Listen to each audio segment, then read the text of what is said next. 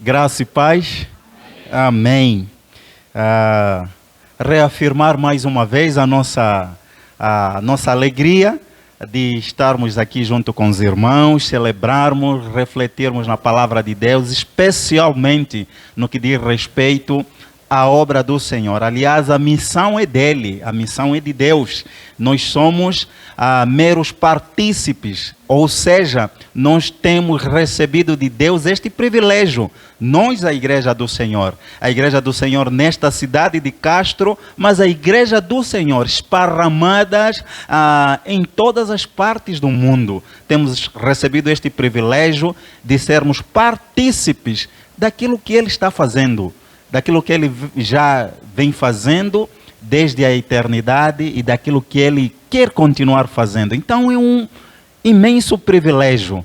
E neste sentido, eu e minha família nos sentimos privilegiados por estarmos aqui com os irmãos desde ontem, já partilhando aqui com os irmãos a palavra de Deus, e hoje também. Amém? Quando eu... Ontem já também, né? Mas hoje especialmente, vendo aqui os irmãos ministrando o louvor, né? Nos liderando nesta ministração da expressão do louvor do nosso coração para Deus, eu fiquei vendo o pastor Ricardo e o pastor Isaías aqui na frente, e eu me lembrei primeiramente do texto que nós refletimos ontem, aquele texto registrado em Atos capítulo 13, onde nós vemos ali na igreja de Antioquia a liderança, né, descrita ali como que naquela igreja havia pastores e mestres, e faz a descrição dos nomes, né, de 5 nomes ali que faziam parte da liderança daquela igreja de Antioquia. Mas dentre aquela liderança, digamos assim, estava Barnabé. Barnabé, que era, digamos assim, como que o pastor sênior, como que o pastor não só sênior nesse sentido literal da palavra, mas como o pastor até de certa forma experiente, o pastor com mais idade, né? Digamos assim. Eu não sei se vocês vão entender muito isso, mas para mim, africano, e acredito que para o Isaías também, isso para nós faz muito sentido. Aonde a gente vê alguém com uma certa idade e alguém com uma idade pouco inferior, né?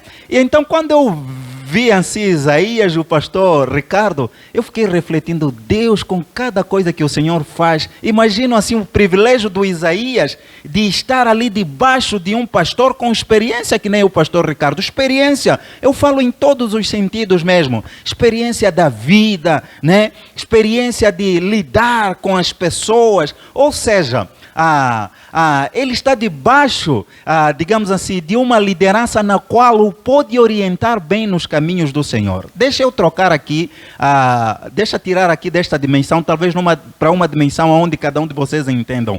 Vocês já se imaginaram, quem aqui é pai e mãe? Quase todos, né? Isso, todo mundo tem filhos aqui? Para aqueles que têm filhos, vocês já se imaginaram vossos filhos sem vocês? Já se imaginaram vossos filhos sem vossa direção, sem vossa orientação? É um caos, né? Que vai dar, né? E então, nesse sentido, assim, eu olhando para eles os dois, assim, me senti tão bem. Eu falei, eu acho que é isso que muitas das nossas igrejas, não só aqui no Brasil, mas em volta do mundo, é muito disso que precisamos. De alguém com certa experiência que vai instruir outro. E esse outro, nesse aprendizado, ele vai passar isso também para frente, instruindo outros. E eu creio que é assim que o corpo do Senhor cresce ajustado, mas também fortalecido no Senhor. E daí eu me lembrei de uma experiência que o pastor Ricardo esteve contando ontem para a gente, a respeito do aprendizado que ele teve com o cachorro, que ele teve em casa.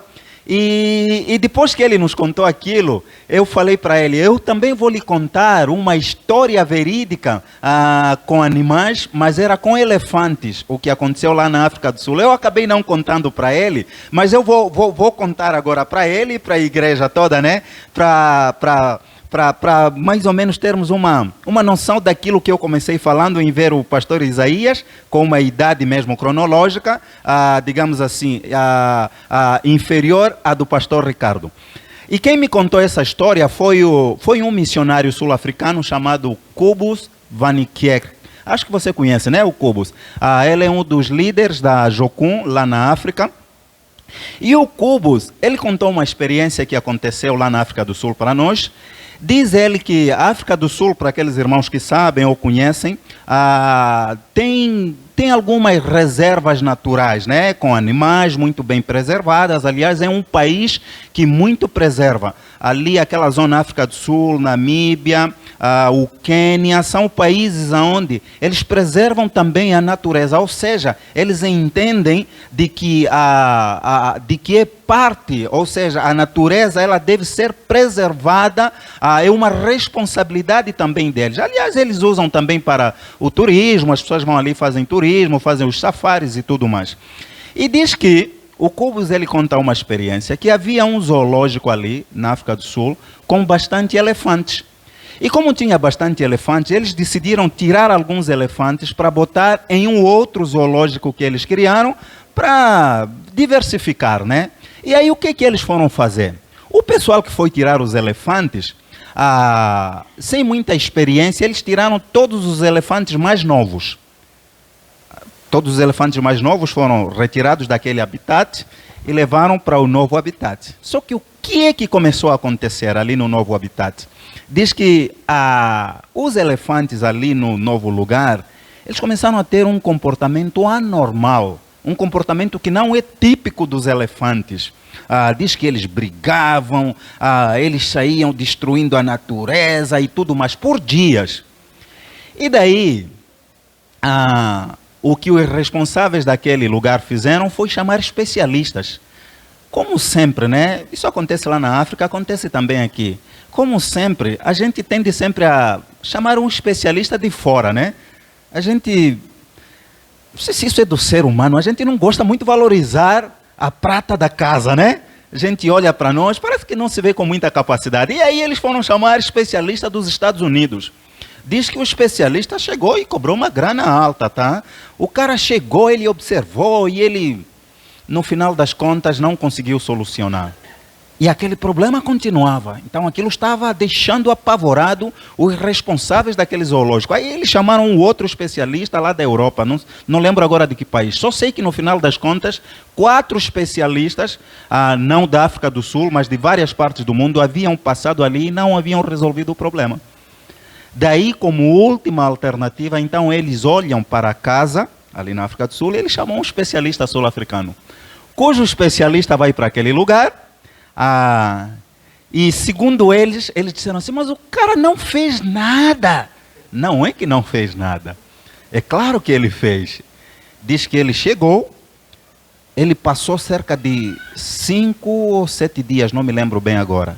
E nestes dias, o que ele fazia? Para aquelas pessoas que estavam olhando para ele, ele fazia nada, mas na verdade ele fazia. Diz que ele chegava ali e ele observava. Simplesmente ele ficava ali observando. E ele observou ao longo de alguns dias. Depois da observação que ele fez, ele chamou os responsáveis, sentaram numa reunião e ele disse o seguinte: sabe o que está acontecendo aqui com esses elefantes? Sabe por que eles estão tendo esse comportamento anormal? O problema não é deles. Na verdade, o problema é vosso. Porque da onde é que vocês retiraram eles? Vocês retiraram de um habitat onde havia os elefantes, digamos assim, alfas, né? Aqueles elefantes que demarcavam o território, aqueles elefantes que estavam ali, que eram os líderes. E estes elefantes sabiam que aqueles ali são os líderes, e eles seguiam o exemplo. Só que vocês, ao retirarem esses elefantes todos da mesma faixa etária e botar no mesmo lugar, sabe o que acontece? É claro que todos eles, de alguma maneira, querem ser os líderes. Cada um quer liderar. E nessa ânsia de querer liderar, ninguém está aceitando a autoridade do outro. Daí que eles começam brigando, porque eles querem demarcar o seu território com briga. Então é muito simples acabar com essa situação. Peguem alguns elefantes adultos dali daquele habitat e botem aqui para vocês verem o que vai acontecer. Diz que aquilo foi o remédio santo.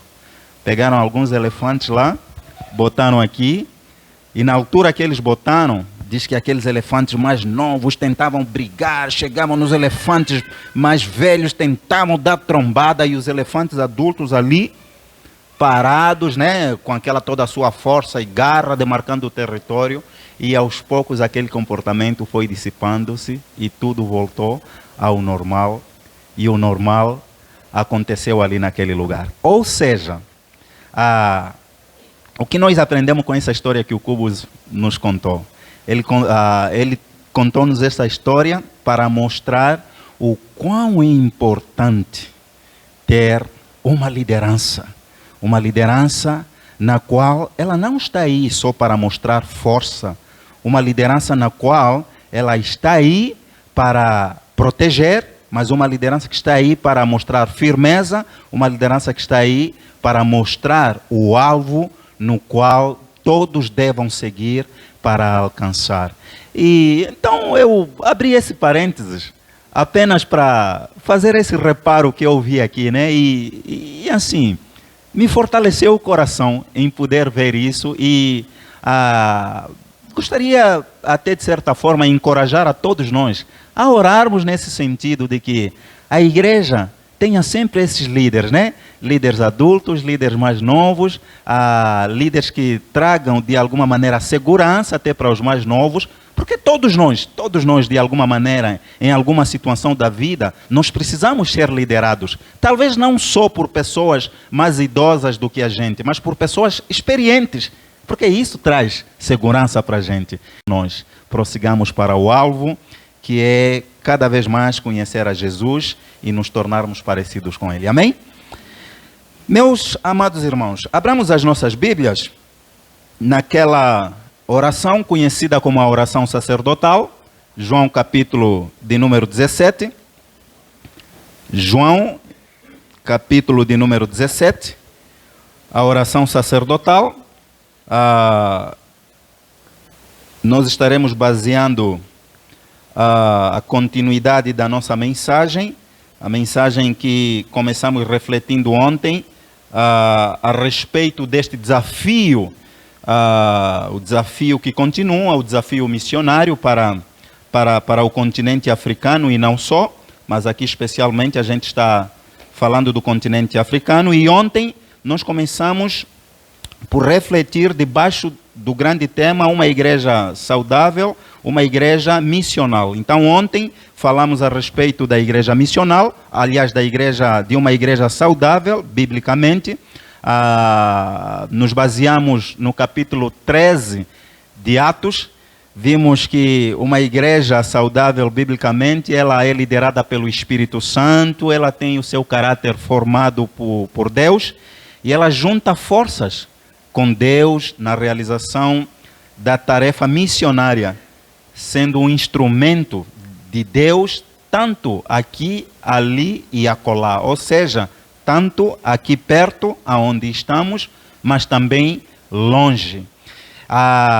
E também vimos que se uma igreja saudável, biblicamente falando, ela tem estas características que nós refletimos ontem, porque são características que a gente percebeu e percebe naquela igreja de Antioquia, onde a igreja separa Paulo e Barnabé para os enviar, e logo após eles serem enviados, a gente percebe de que eles experimentam algumas contrariedades, mas estas contrariedades, quer seja do inimigo, quer seja das circunstâncias em si, da própria vida, não os impediram de continuar avançando em pregar, em ensinar, em fazer discípulos para Jesus Cristo.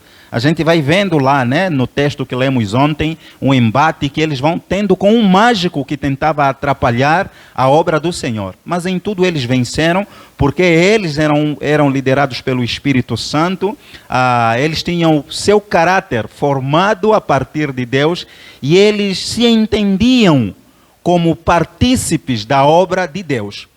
E então, no final eu terminei dizendo que estas características de uma igreja saudável é também características que descrevem uma igreja missional. Daí que hoje nós então vamos terminar com esta questão da igreja missional. O que é afinal uma igreja missional? Então vamos nos basear aqui neste texto. Gostaria de, com toda a reverência, pedir aos irmãos que se coloquem em pé, com as vossas Bíblias abertas nas vossas respectivas traduções ali. Sigam então a leitura. Capítulo 17, Jesus Cristo já, digamos assim, está no término do seu ministério. Ele vai ascender os céus. Ele está consolidando aquilo que ele vinha fazendo, ensinando ao longo de 3 anos. Ali com as pessoas, mas especialmente com os discípulos que o acompanharam de perto. Ele está consolidando o seu ministério e agora ele está fazendo uma oração. E olha só, diz assim: tendo Jesus falado estas coisas, levantou os olhos ao céu e disse: Pai, é chegada a hora, glorifica teu Filho, para que o Filho te glorifique a ti. Assim como lhe conferiste autoridade sobre toda a carne, a fim de que ele conceda a vida eterna a todos os que lhe deste, e a vida eterna é esta, que te conheçam a ti, o único Deus verdadeiro, e a Jesus Cristo, a quem enviaste. Eu te glorifiquei na terra, consumado a obra que confiaste para fazer, e agora glorifica-me, ó Pai, mesmo com a glória que eu tive junto de ti antes que houvesse mundo. Manifestei o teu nome aos homens que me deste do mundo. Eram teus, tu me confiaste, e eles têm guardado a tua palavra. Agora eles reconhecem que todas as coisas que me tens dado provêm de ti, porque eu lhes tenho transmitido as palavras que me deste, e eles as receberam e verdadeiramente conheceram que saí de ti e creram que tu me enviaste.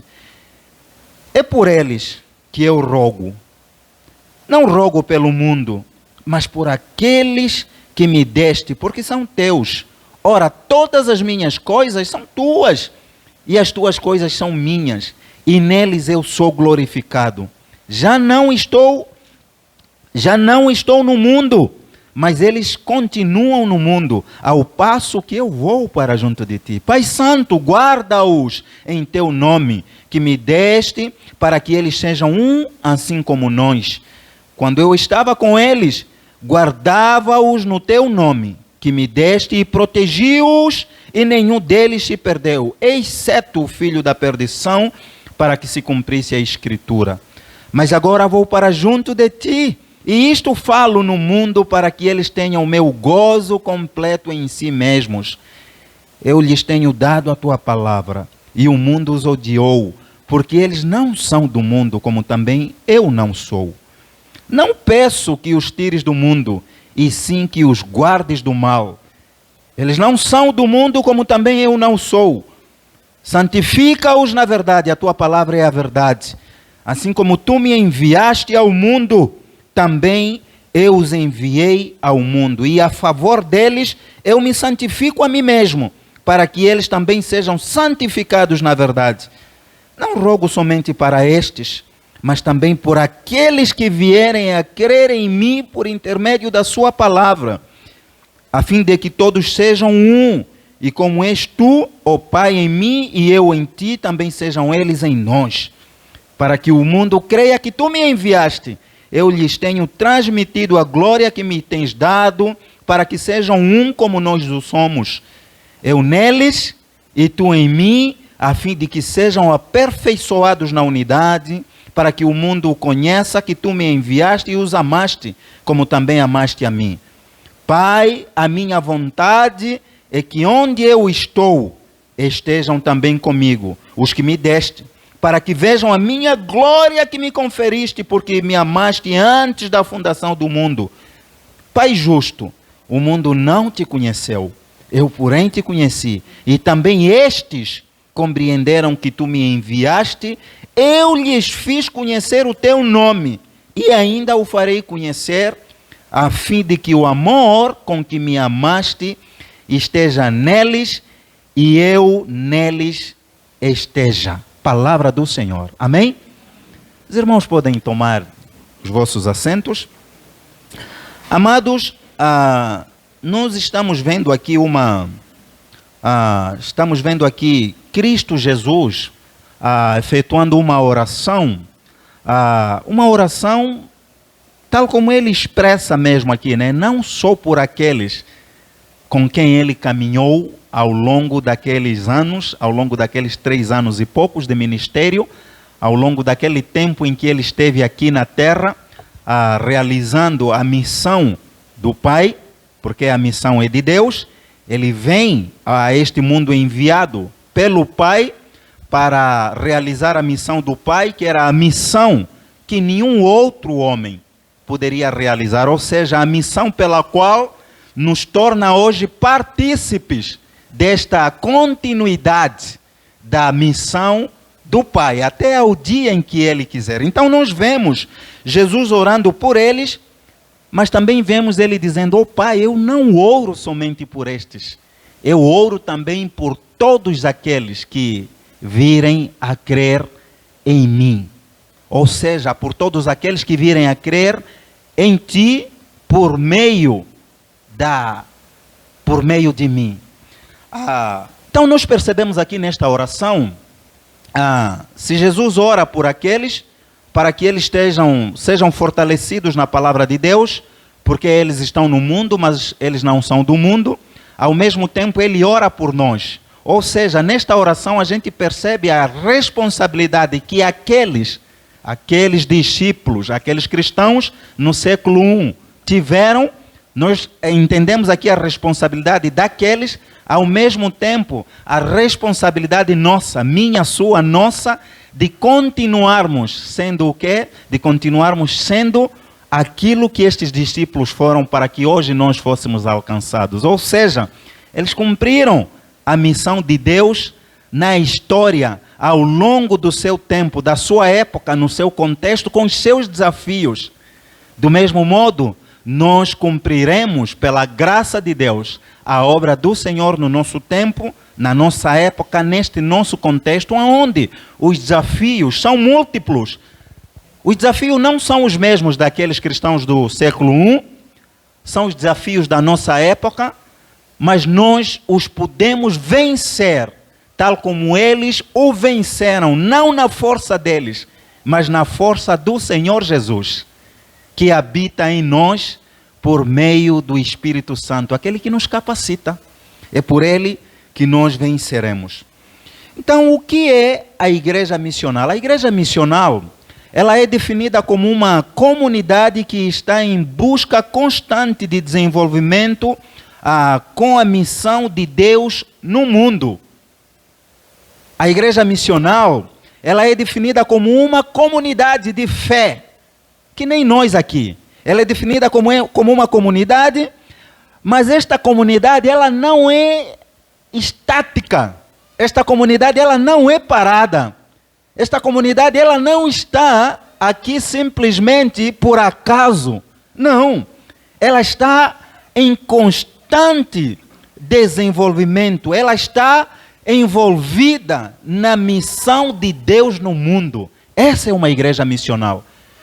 É uma igreja que, por causa de que ela é liderada pelo Espírito Santo, é uma igreja que, por causa de que ela tem o caráter de Deus formada na sua vida, e por causa de que ela se coloca à disposição como partícipe da missão de Deus, então ela não é estática, ela está em movimento, ela se envolve, ela está em movimento, ela entende, ela entendeu de que existe uma missão, que é a missão de Deus, e esta missão de Deus ela nos é colocada aqui como um privilégio na qual nós, como comunidade de Deus, nós como parte da igreja de Cristo Jesus, nesta cidade de Castro, nos envolvemos para que de fato a missão de Deus se cumpra aqui nesta cidade. Então, essa é uma igreja missional.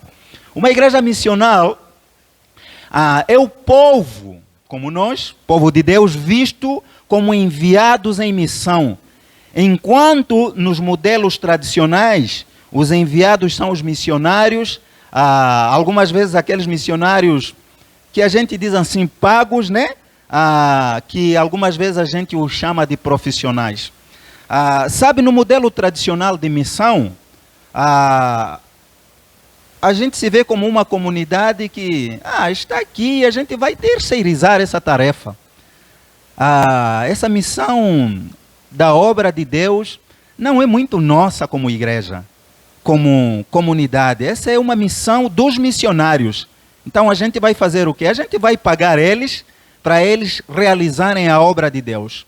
Os irmãos lembram que eu falei ontem daquele missiólogo inglês que andou na Índia por muitos anos trabalhando ali, estabelecendo a obra do Senhor, e décadas depois, quando ele retorna para casa, lá na Inglaterra, ele percebe que aquela igreja enviadora, aquela igreja que o enviou, ele chega e percebe ela muito apática. Ele percebe aquela igreja longe dos caminhos do Senhor. Ele percebe aquela comunidade, ela continuava se reunindo num lugar talvez que nem este, num lugar cômodo, mas ela estava longe daquilo que é o padrão bíblico. Por quê? Porque aquela igreja, ela via a obra do Senhor nesses moldes tradicionais. Ela não se entendia como uma comunidade missional, na qual ela envia alguns que vão além fronteira, mas ela tem a responsabilidade ali no contexto geográfico onde ela está inserida. E esta é uma das razões pela qual, quando a gente olha hoje para a Europa, ali onde nós chamamos de o berço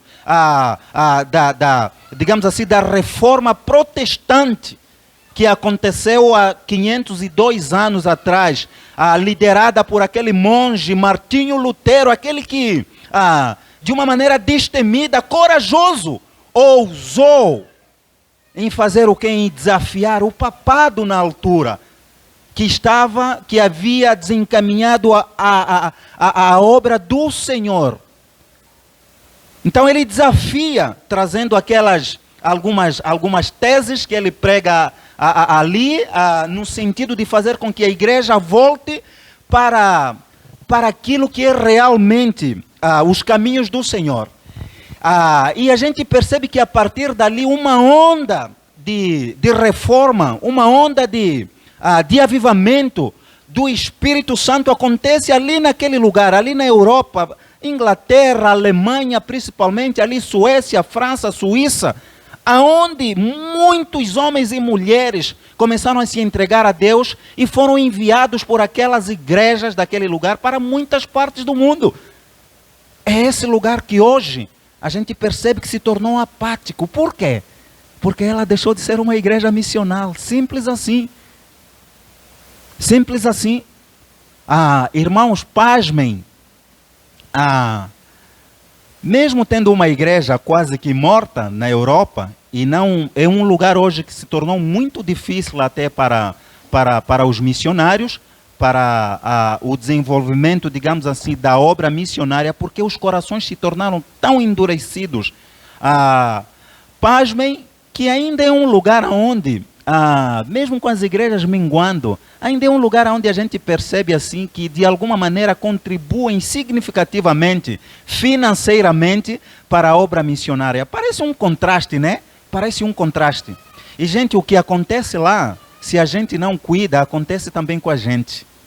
É por isso que a gente não pode olhar a obra missionária dessa forma tradicional, dessa forma que a responsabilidade é dos missionários. Não, a responsabilidade é nossa, porque todos nós somos missionários. Nós somos uma comunidade, somos um povo de Deus, que devemos ser vistos como enviados em missão, enquanto nos modelos tradicionais não é assim.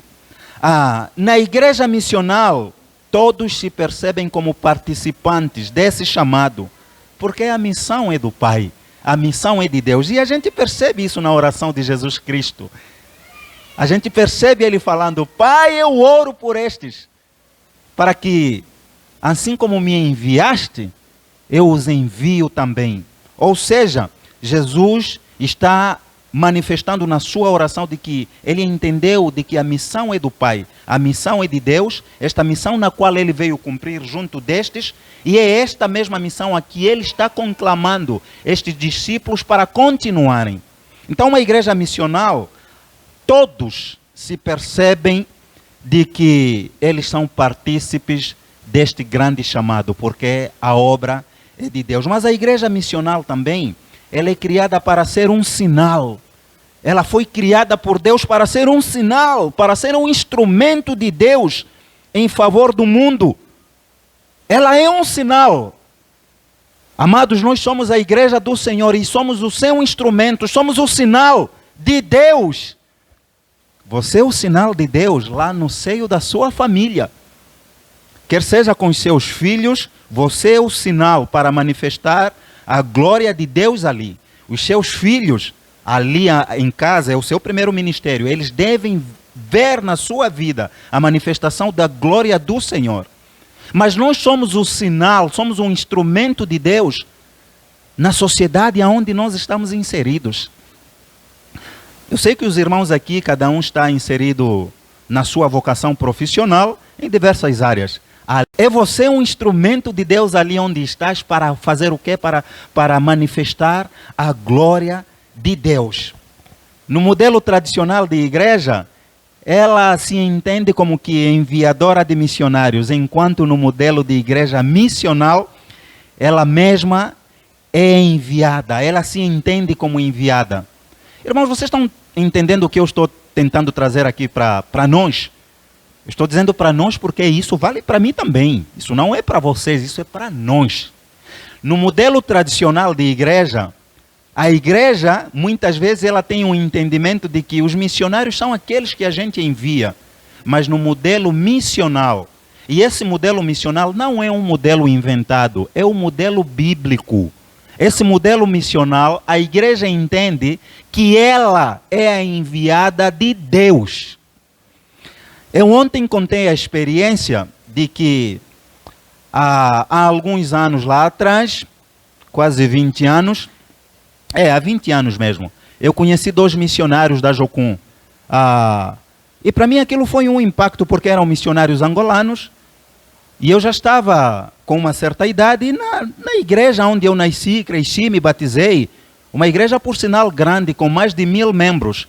Uma igreja que, se não me engano, a IESA parece ser a maior denominação evangélica de Angola, se não me engano, né? Gente, uma igreja eu acho que está com 127 anos desde que ela foi implantada ali em Angola por missionários suíços. Uma igreja implantada por missionários. Ou seja, a igreja lá na Suíça enviou alguns missionários para Angola, para o interior da Angola, e ali eles começaram um trabalho por meio de escolas, por meio da área de saúde, começaram com hospitais e uma capela, e o trabalho foi crescendo, se espalhou, se tornou uma das maiores denominações evangélicas de Angola. Eu nasci, cresci, me batizei dentro desta denominação. E nunca dentro desta denominação nós fomos ensinados que nós somos a igreja do Senhor, enviadas nessa terra. Nunca aprendemos isso, porque o que sempre nós aprendemos e ouvimos e vimos pelo exemplo é de que os missionários são aqueles que vêm. Razão pela qual, quando eu senti-me chamado por Deus, tive a convicção da minha vocação para me entregar na obra de tempo integral. Quando eu fui conversar com a liderança, eu não tive um aval da liderança, eu tive o aval particular do pastor, que entendeu que de fato eu estava sendo mesmo vocacionado. Só que a igreja, ela não se via como que alguém vocacionado em nosso meio. Não. O vocacionado é aquele que vem. É aquele que vem de fora. Então esse é o modelo tradicional. Mas no modelo de igreja missional, a igreja, ela se entende como enviada por Deus. Ela não pensa tanto em destinos, mas ela pensa em uma jornada. Porque a gente precisa entender que nós somos a igreja do Senhor, nós fomos enviados, e muito mais do que destinos, pode ser que Deus levante aqui alguns, para alguns destinos, que não sejam Castro, que talvez não sejam Paraná, que talvez não sejam o Brasil. Pode ser. Mas a gente precisa entender que muito mais do que um destino específico, geográfico, a gente precisa entender de que nós estamos aqui numa jornada. E a jornada é vivida a cada dia. A jornada é vivida a cada momento, a cada instante. Porque se a gente tiver esse entendimento, então nós estaremos sendo igreja de fato. Uma igreja missional, ela não é o sujeito da ação. Ela não é o sujeito da ação. Quem é o sujeito da ação? É Deus. Deus é o sujeito da ação. O sujeito da missão não é a igreja, mas é Deus.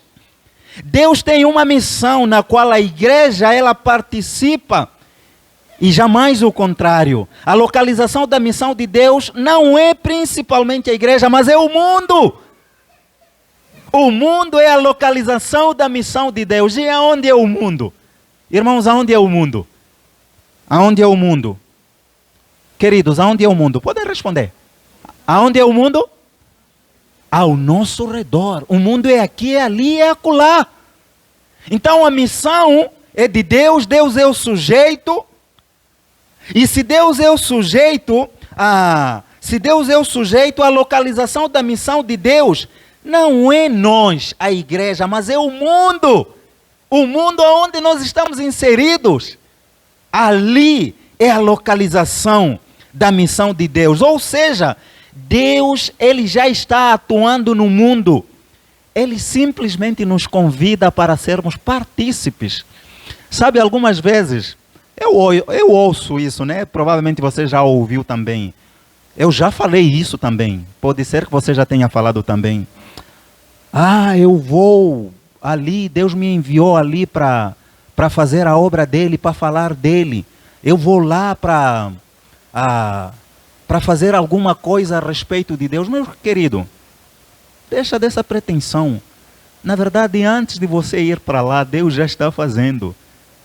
Deus já está manifestando. Já tem manifestado-se ali naquele lugar.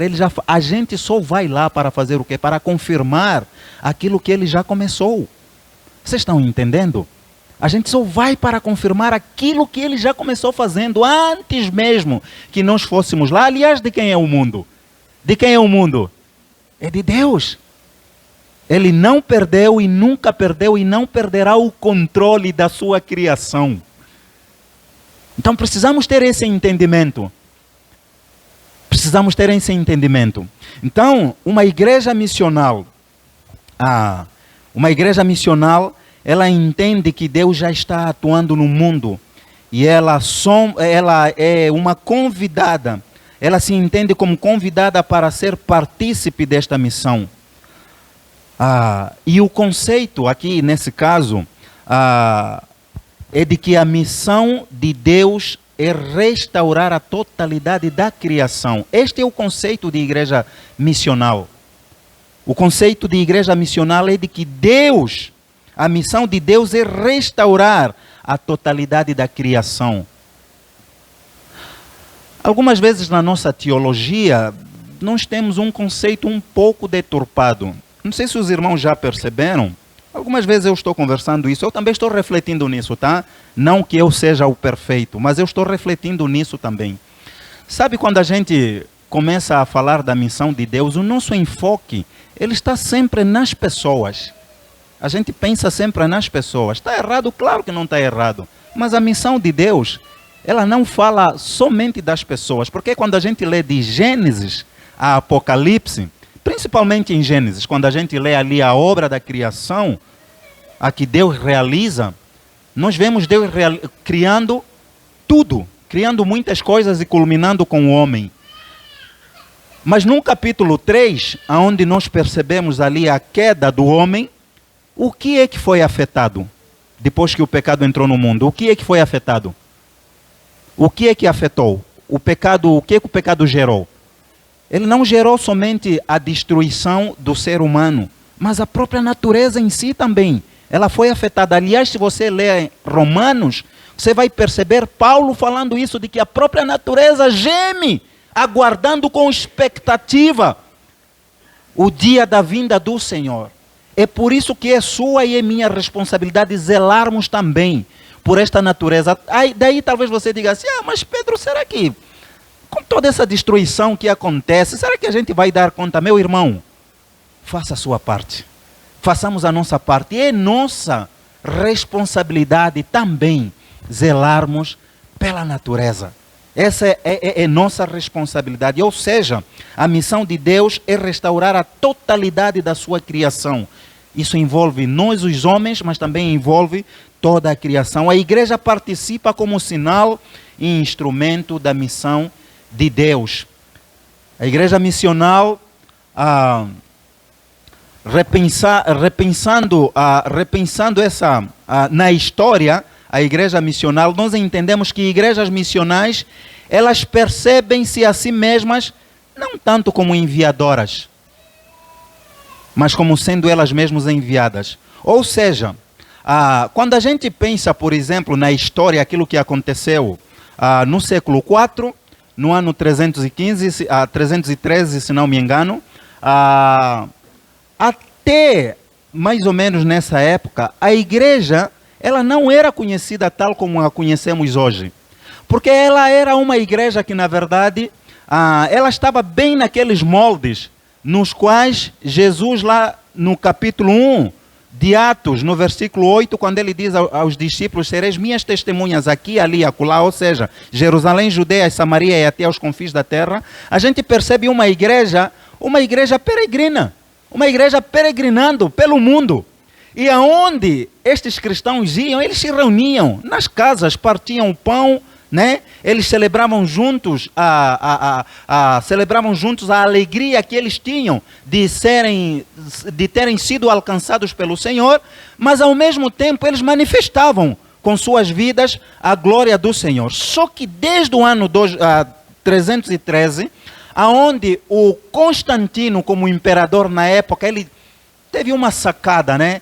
Uma sacada que humanamente a gente diria assim, uma sacada genial, mas que no final das contas é uma sacada diabólica, na qual a igreja cai neste laço. E aí talvez você diga assim, mas onde estava Deus? Estava no controle, porque Deus é Deus. Amém, irmãos? Deus é Deus. O que ele faz? Ele institucionaliza a igreja. Então a igreja, ela deixa de ser como que peregrina e ela se torna uma instituição.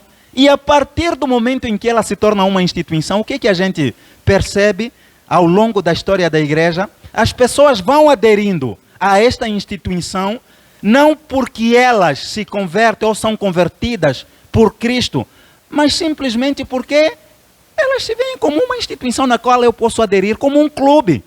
E a partir dali, o que acontece? A gente começa a perceber que a igreja, ela se institucionaliza, ela começa agora a ter prédios, que nem, por exemplo, estamos aqui debaixo desse prédio, e a partir dali, a igreja, ela não mais se vê como aquela peregrina.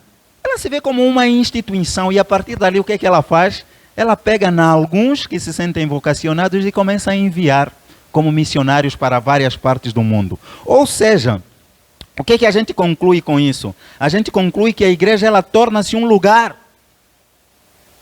A igreja torna-se um prédio onde as pessoas vão e não o que as pessoas são. Então a igreja não é um lugar aonde a gente vai. Gente, a igreja não são essas paredes aqui. A igreja somos nós. Eu sou a igreja, você é a igreja, nós somos a igreja. E nós, a igreja do Senhor Jesus, manifestamos no mundo onde estamos a glória do Senhor. Somos os sinalizadores. Mas para terminar, a igreja missional, ela tem missão como a natureza essencial. A igreja missional, parece redundante, né? O que eu estou falando aqui. A igreja missional, ela tem como natureza essencial a missão. Ou seja, uma igreja missional, ela permite que a missão de Deus permeie tudo o que ela faz. Tudo o que ela faz. Por exemplo, vocês fizeram ontem aquele almoço gostoso que todos nós nos deliciamos dele. Com que objetivo? Com o objetivo de pegarmos naqueles recursos e fazermos o quê? Estabelecermos uma comunidade ali no bairro da Nova Esperança, né? Olha só, para trazer o quê? Para que ali nós sejamos os sinalizadores da glória do Senhor para aqueles moradores ali da Nova Esperança. Uma igreja missional, ela se permite que a missão de Deus permeie tudo o que ela faz. Tudo o que ela faz o quê? Quer seja na adoração. Na adoração eu não estou me referindo nos louvores que a gente presta para Deus também. Mas na adoração, como nosso estilo de vida, como a manifestação do nosso ser, como a manifestação do nosso estar, todos os dias, todas as horas. Então ela se permite de que o ser missional permeie tudo o que ela faz, desde a adoração, o testemunho, fazendo o quê? Formando membros para o discipulado. Formar membros para o discipulado do quê? O discipulado nos caminhos do Senhor. Porque na medida que ela vai fazendo isso, o que vai acontecendo automaticamente? Na medida que nós formos discipulando, aqueles que foram discipulados por nós, eles vão discipular outros. E aí vai ter o crescimento. E aqui eu volto naquilo que eu falei ontem. A missão de gerar ovelhas não é dos pastores. Ela é missão nossa, como os membros deste corpo, como nós como igreja, parte do corpo de Cristo nesse lugar. Nós temos a missão de gerar ovelhas. E os pastores têm a missão de cuidar da gente como ovelhas, de nos levarem a pastos verdejantes, de nos levarem a beber de águas fresquinhas, de águas que possam gerar o quê? Possam trazer tranquilidade na nossa alma. Os pastores têm a missão de velar pelas nossas vidas, para nos apresentarem diante de Deus como aqueles que foram aprovados. E na medida que eles vão fazendo isso conosco, nós vamos fazendo o quê? Nós vamos gerando ovelhas. Vamos gerando outras ovelhas. Então é minha, é sua, é nossa responsabilidade de gerar ovelhas. Uma igreja missional,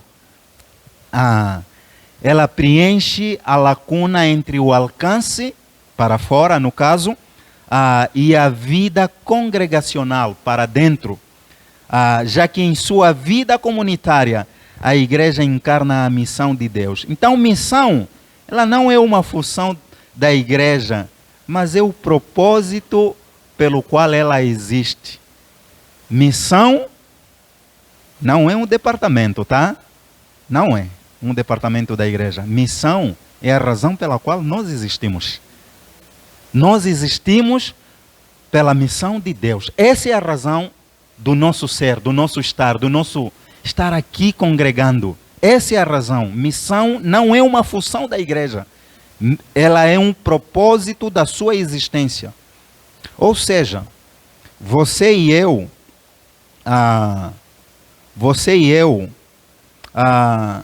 não temos uma missão de Deus no mundo. Na verdade, é o contrário. Deus é quem tem uma missão para com o mundo e quer realizá-la através de você, através de mim, através de nós que somos a igreja do Senhor. Nossa missão é cumprir a missão de Deus no mundo. Esta é a nossa missão como igreja. Cumprir a missão de Deus no mundo. E o mundo é como eu disse, é aqui, é ali, é acolá. Esta é a missão de Deus, na qual eu e você somos desafiados a olhar aqui, mas também a olhar além fronteiras. Eu termino dizendo, em 2014, no 7º CBM, o Congresso Brasileiro de Missões, alguém já ouviu falar do Congresso Brasileiro de Missões? 7º CBM, o 7º foi em 2014, o 8º foi em 2017, ele acontece uma vez a cada 3 anos, e o próximo, se não me engano, já abriram as inscrições agora no início do mês, o próximo será em outubro do próximo ano, 2020, será o 9º Congresso Brasileiro de Missões, é o maior congresso de missões do Brasil. Ele não é denominacional, é interdominacional, é um congresso organizado pela associação, pela AMTB, Associação Missionária Transcultural Brasileira, ou seja, pela associação que congrega todas as associações missionárias e as igrejas independentes que não estão vinculadas a uma missão, mas elas fazem a missão de maneira independente. Então, esta associação AMTB, ela congrega todos. E ela traz vem missionários brasileiros e não só, de várias partes do mundo, que estão servindo em vários lugares. E em 2014, eu participei do 7º, o tema foi o mesmo, que continuou no congresso passado, e me parece que vai ser o mesmo do próximo ano, 2020. O tema é... o tema foi... nos anos anteriores, 2014 e 2017, e me parece que será o de 2020, realidades que não podemos ignorar. Quais são as realidades que não podemos ignorar? Então, várias realidades foram levantadas. Realidades, por exemplo, no Brasil. E que talvez você ache que está tão distante, mas você vai perceber que são realidades que estão bem perto de você. Realidades que não podemos ignorar e que nós, igreja, precisamos abrir os olhos. Gente, os grandes condomínios. Eu ontem andei um pouco com o pastor Eduardo, né? E a nossa querida irmã Marli pela cidade.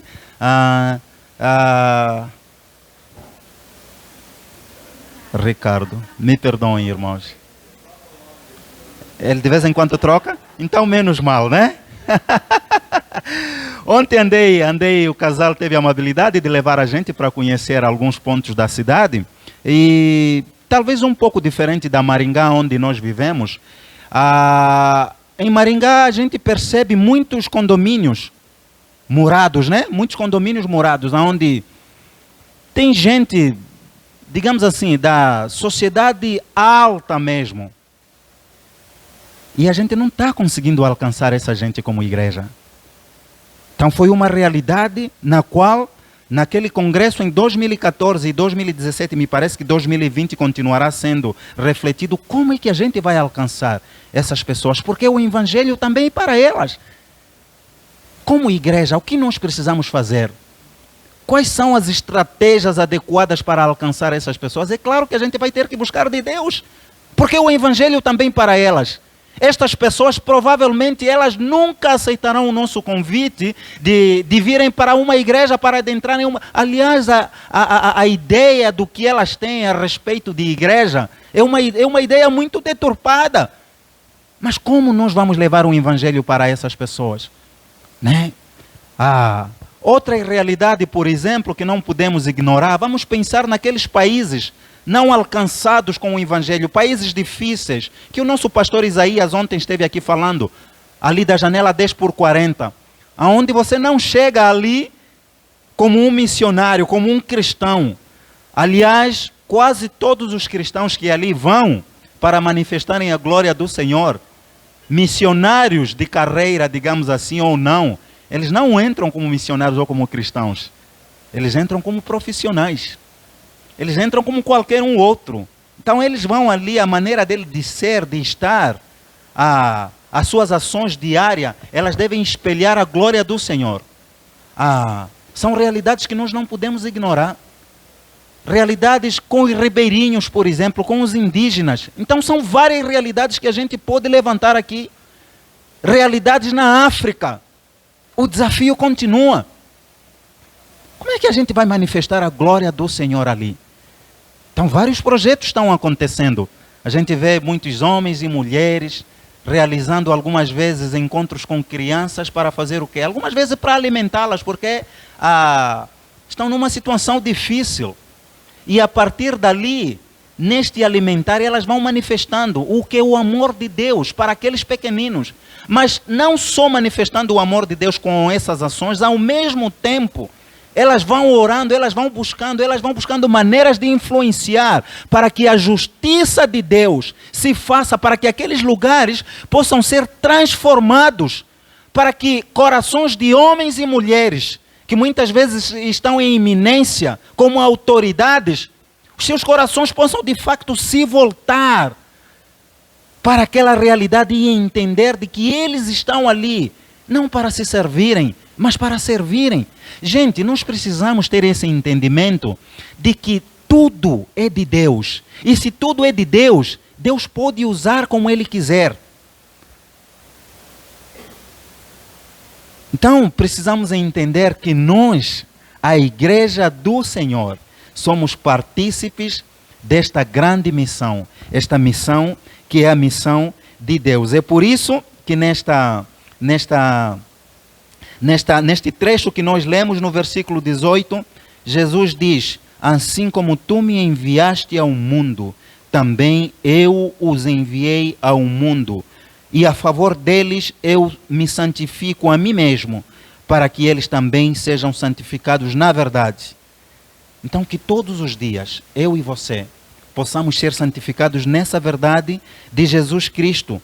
E ele continua dizendo, não rogo somente por estes, mas também por aqueles que vierem a crer em mim por intermédio da sua palavra. Que Deus nos dê a graça de sermos esta igreja missional, esta igreja que não só olha aqui para o nosso contexto geográfico, aqui como, digamos, como neste lugar aqui, nestas 4 paredes, mas que Deus nos dê a graça de sermos partícipes da sua missão também ali, fora das 4 paredes. Ali na família, ali no trabalho onde estamos inseridos, ali na escola, ali na vizinhança, mas também acolá, ou seja, além fronteiras. E eu sei que vocês já o fazem, quando vocês contribuem, quer seja financeiramente, mas quando vocês também dobram o vosso joelho, orando em favor daqueles que foram enviados para além fronteiras. Que Deus nos dê essa graça de vivermos, de vivenciarmos estes princípios que espelham de facto a igreja missional. Que sejamos a igreja missional e não simplesmente aquela igreja missionária. Nós somos a igreja missionária cristã, mas que essa igreja missionária cristã, ela seja conhecida como uma igreja missional, porque ela manifesta e manifestará a glória de Deus aqui em Castro, mas fora de Castro também. Que Deus ricamente nos abençoe. Amém? Amém.